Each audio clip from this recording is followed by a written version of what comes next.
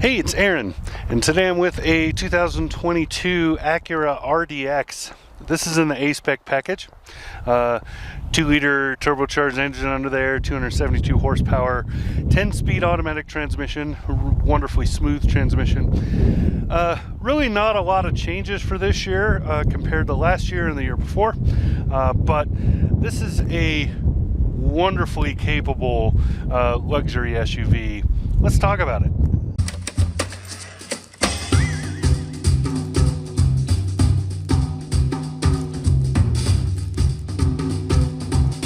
This is one of the peppier SUVs. This is very quick.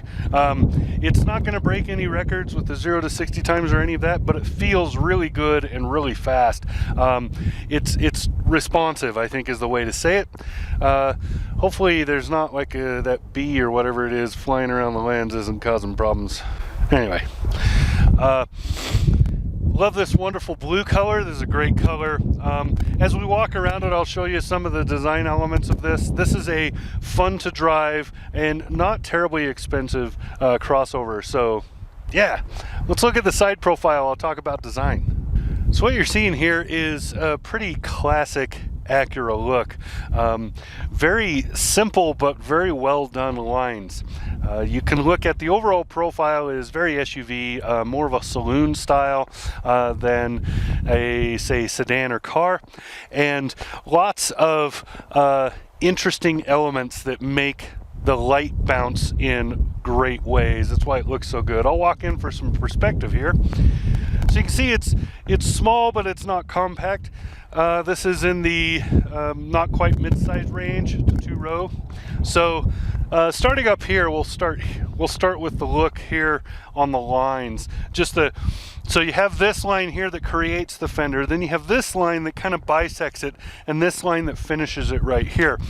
So it's multiple shelves instead of just one big fender hump, which is a cool look.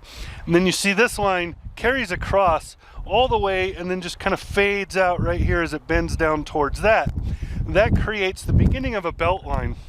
Under here, starting right off this fender and running across and getting deeper as it goes, so getting more pronounced, sharper.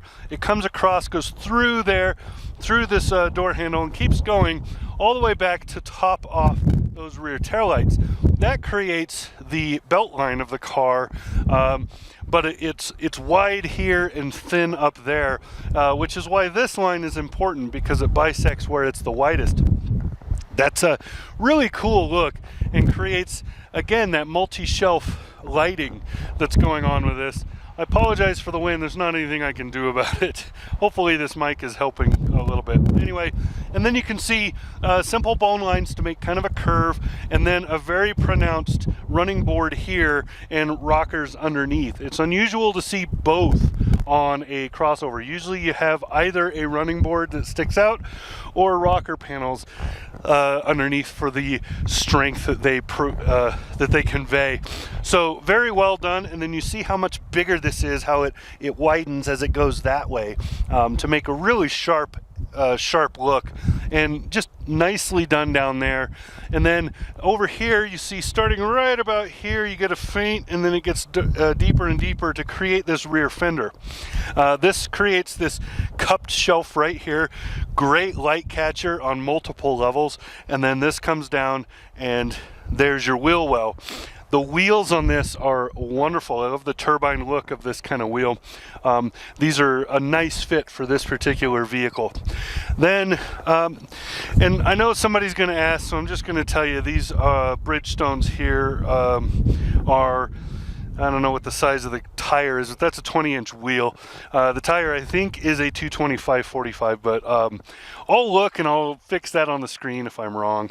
So that's kind of the overall what's going on in the design here. The roof line is a really simple, kind of a pencil line running across. And back here, where everything comes together, it creates this thick looking rear pillar, which adds strength to the overall look of the vehicle. Let's go look at the working end back there, and then we'll get inside it.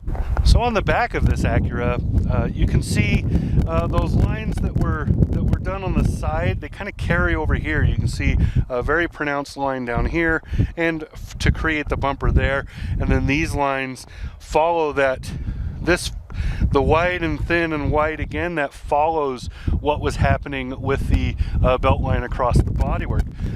And then you see just this curve here, which underneath is where the button, the little lever style button, I like those. So instead of just pushing something, you feel like you're pulling a lever even though you're not.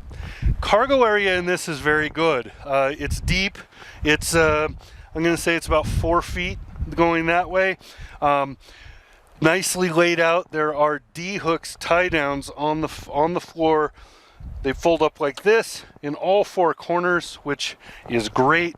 And then you have these awesome seat levers. So if you pull this lever on the wall here, that seat drops down. You notice it's almost completely flat.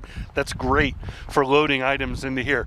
One downer is where these hinges are. These kind of impede on the entrance, but other than that, you have a lot of room. Now, these seats are tilted back right now, but they are adjustable, so you could tilt them forward to make a flat back to load something in here all the way.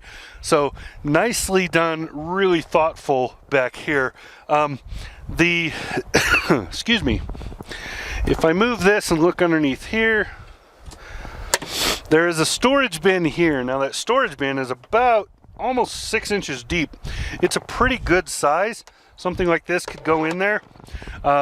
It's a pretty good size and useful. That's kind of a nice touch. So let's go look at the interior.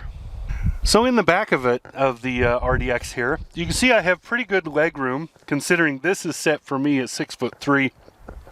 I have pretty good leg room back here. Good headroom. Thanks mostly to this panoramic sunroof that's in here, but with that deleted, if for some reason it weren't there, this would actually be a little taller as well.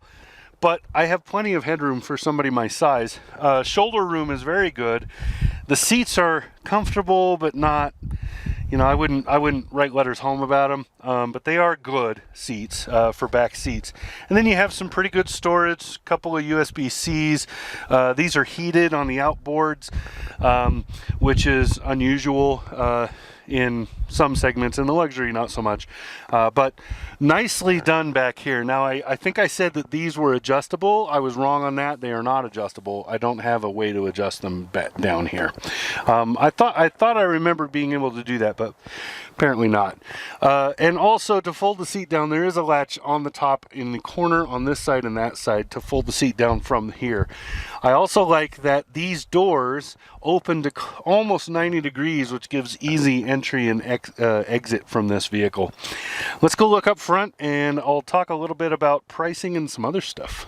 All right, in the front seat, this is a wonderful vehicle. It feels really good, really comfortable. I love the sport layout and sport seating.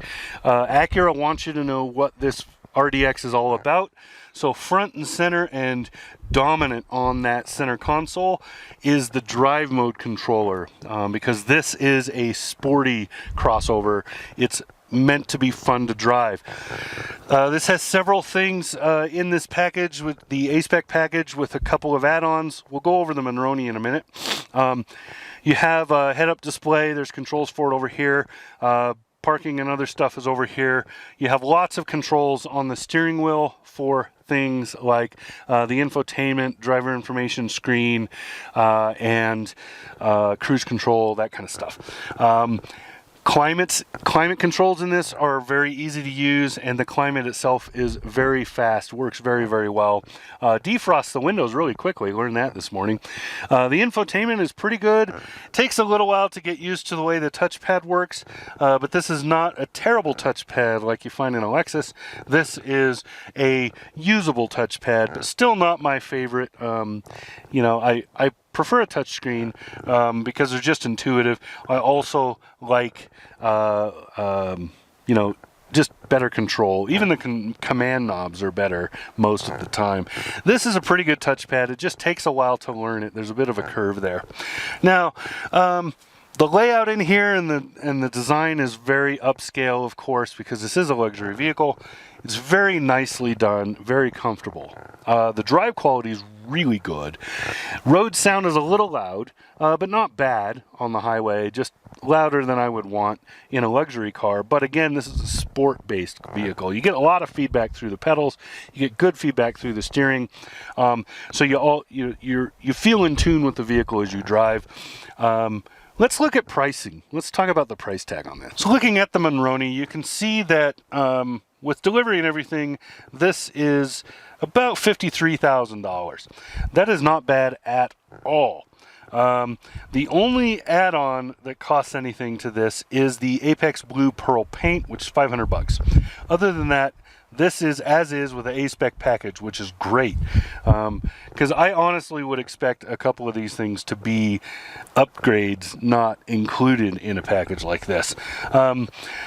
Looking at the highway mileage, it's listed at 26 miles per gallon on the highway. I did not get that. I got more like 25.5, but as you can hear from what I've been doing today, it is very, very windy, and there's a fair amount of crosswind on that freeway. So I think hitting 26 is totally doable in this vehicle. This is, again, 272 horsepower, 2-liter direct injection, 4-cylinder turbo, 10-speed automatic, and this has super handling all-wheel drive. I want to talk about that engine and transmission a little bit. The engine is peppy, really peppy. That power comes pretty early on, and then the 10-speed transmission is nicely tuned to getting you getting that power to the wheels, just keeping it there. Also, the off-road is amazingly good in this. Nobody would expect a vehicle like this to be good off-road, but I have driven off-road since this generation appeared, and holy crap, is it surprisingly good. Now, it's not going to rock climb, you're not going to take it to Moab or the Rubicon or whatever, but it is a very, very good vehicle for off-road. It will do more than you might expect of it. That's probably the best way to put it. Now, I wouldn't put it hard through paces on a regular because it's really not made for that, but it will do more than you expect it to do, and that's a good thing. Otherwise, really well-tuned engine, very nicely done as far as the drive and everything else. All right, so there you go. That's what I got. This has been Aaron with the 2022 Acura RDX. Talk to you again soon. Subscribe.